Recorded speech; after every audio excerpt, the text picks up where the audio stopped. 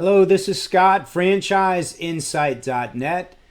I'm going to continue with the 7 tenets of the belief ladder. Covered a couple of those yesterday.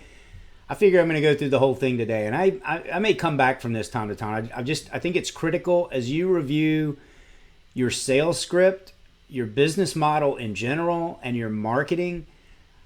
You should have these as a reference point and just make sure there is a complete alignment of what you are doing with these items. So I'm not going to list all of them out. I'm just going to go through them one at a time. So again, the first item is pain. That's fundamental. Somebody has to have a pain that your business solves for them, and they exchange money for you solving that problem for them. So let's look at, you bought a business that does shirt embroidery. Their pain is they need it embroidered. They may come to you and talk about, hey, I need my company name clearly on front pocket area. I'm having challenges with lead time. I'm working with a web-based company. They won't let me mail my shirts to them and then get them back to me. So they're telling you all the problems. So one of the things as business owners, our sales folks, me included, is once someone has told you what this pain is, dig in. Help them understand how you are going to solve that pain. Don't start cross-selling or upselling at that point. Don't talk about hats and t-shirts and ironing on numbers and lettering. They're not asking you about that. Dig in on how you can help them with this embroidery challenge. And again, that assumes you have a shop that does, all aspects of customization on a shirt.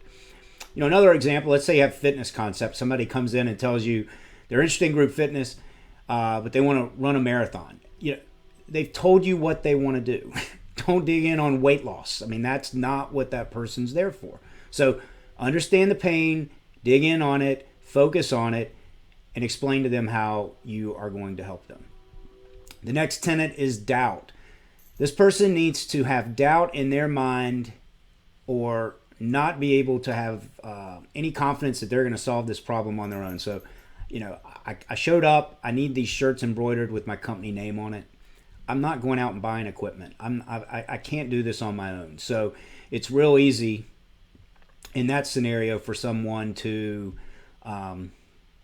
be kind of brought aboard that, they've already got doubt in their mind. So recognize it and build on that. The flip side is someone could think, I was interested in checking you out, but I'm thinking about buying this piece of equipment I saw on Facebook Marketplace. It embroiders shirts and I think that'll get done what I need done. So you got to bring that person back into some doubt, or you can let them go on their way. Sometimes you got to just recognize you're not going to be a solution for everyone. So in some instances, it's fine to say, work with my competitor or work with this other solution or go buy the piece of equipment.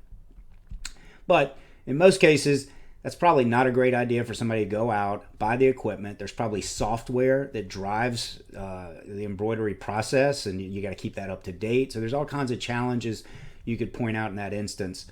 And again, this is a very specific example. If you're in home repair, you just got to dig in on what your own business is and kind of roadmap this thing out. So the second item is doubt. Well covered, right? Cost.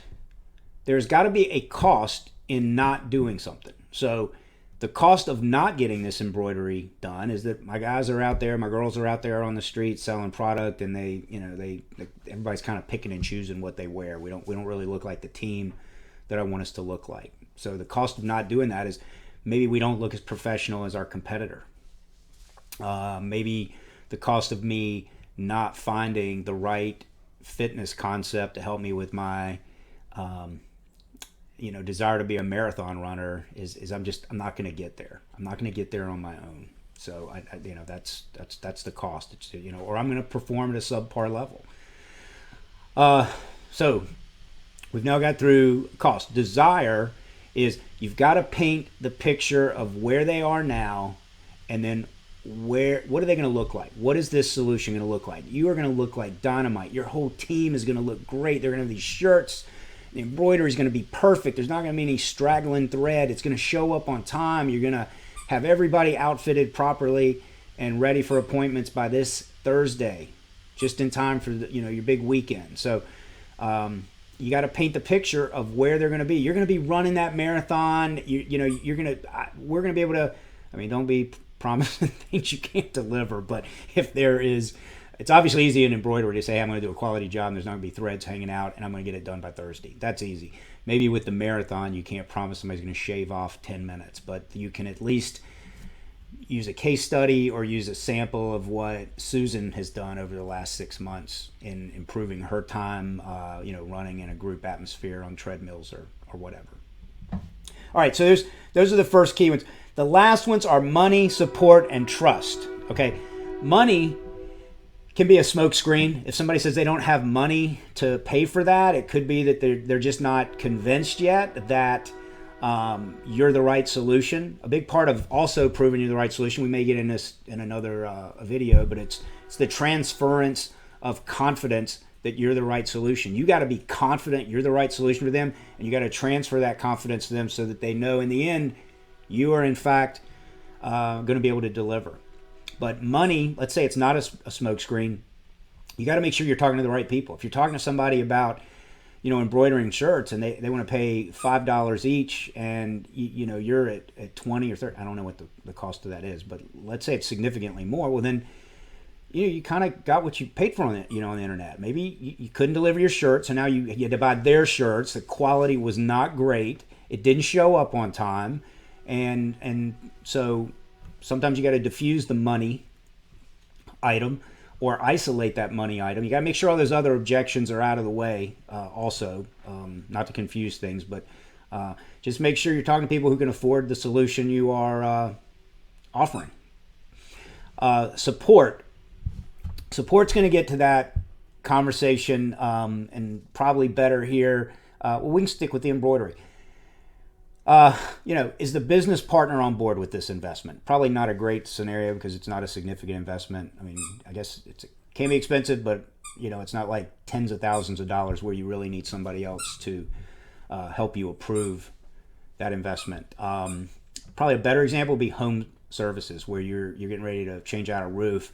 You don't want to get there and not have all the decision makers present. You're going to want to have whoever owns the home together, wife, partner, husband, family members, whatever. People that are going to make that decision to write the check need to be there, so you're not running around answering questions multiple times for people and having that as kind of the delay in getting it's something done. And then trust is very basic. They got to trust you. They got to a degree, they got to like you, but they got to trust that you are going to stand behind what you say you're going to deliver. Oftentimes, again, that's done through case studies. That's done through testimonials, in addition to you being a professional representation of whatever solution you're bringing to the table. So that is it, gang. That is the 7 tenets. Write them down. Go back, look at your sales script. Are those things, are they being addressed? Are you addressing them properly? Is the marketing done that's being done on behalf of your business by the franchisor? Does it align with those things? Or is it just not, is it kind of scattergun? So make sure all those things are in alignment. If you want to dig deeper, franchiseinsight.net. Schedule a 5-10 minute call with me. We will talk about your decision to buy a business, and then we'll make some additional decisions from there. You guys have a great day. Thanks for hanging out with me.